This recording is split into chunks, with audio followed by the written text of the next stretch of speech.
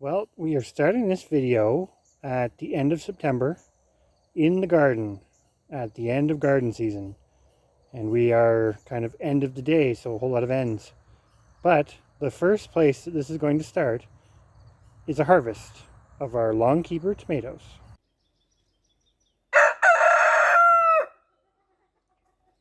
We received these tomatoes from another wonderful Canadian YouTube channel, Little Homestead by the Beach. Marilyn gave us 14 of these Longkeeper tomato plants, which we had never even heard of before we saw her video on them.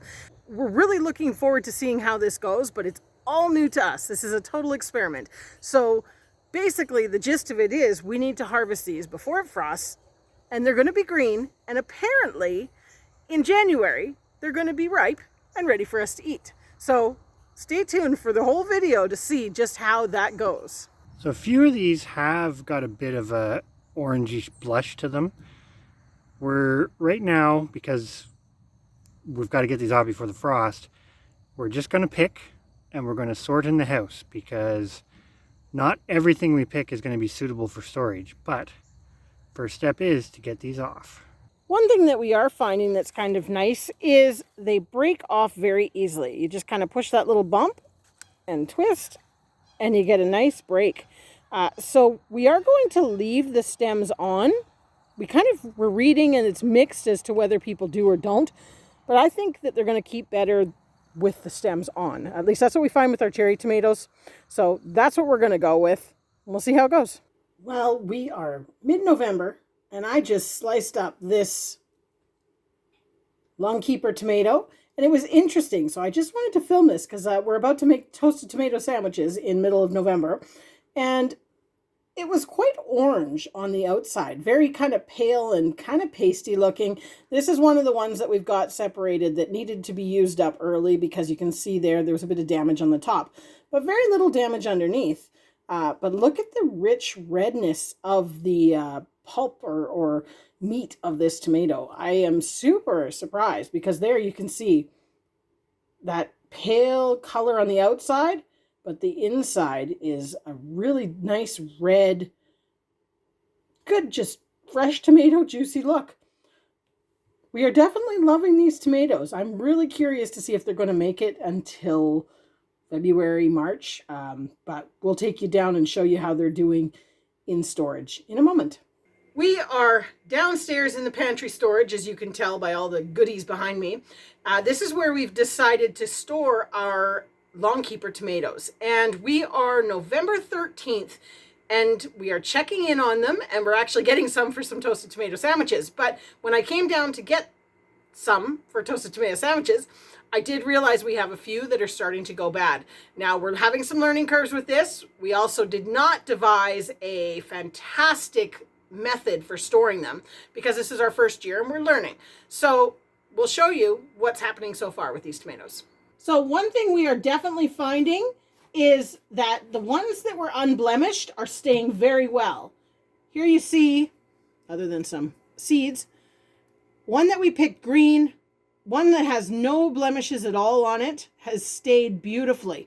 We've got a little bit of orange starting to come, but maybe, just maybe, it's still really nice and firm. They might keep. This is an experiment for us, and we're taking you guys along for the ride to see if we love these tomatoes or not. So far, we very much have enjoyed the taste of them, but I am skeptical whether they're going to last until February or March. But we also did not store them in the best method. I'm going to pull one of these out here so you can take a look at how many are going bad. Now I'm kind of in an organizing phase. As you can see, these are ripening pretty evenly for the time. I'm not sure if we're going to get a real good length out of these. I'm not sure how long I can leave them down here in storage, but they're still firm. There's no mold on some of these, so we're going to keep them and see if they'll last just a little bit longer. But one thing we are noticing is anything that had cracking damage is certainly turning quickly. So good thing we have chickens to eat those. You can see in this box there's a couple that need to come out. This is why you would be checking these very regularly. We're down here kind of every other day, and I take a peek through. So far we've been pretty good. We haven't had a lot of wastage.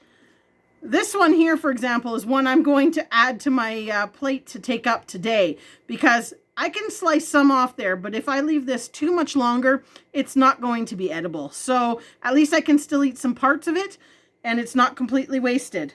But anything that really has not had any, like, look at that. That's a beautiful one right there. So's that one. Some of them we left the ends off. Some we left on. It really is a complete experiment, and we're going to keep documenting as we go. But I just wanted to give you a little update on how these are doing on November 13th. And we'll probably come back maybe the end of the month and see how many are left.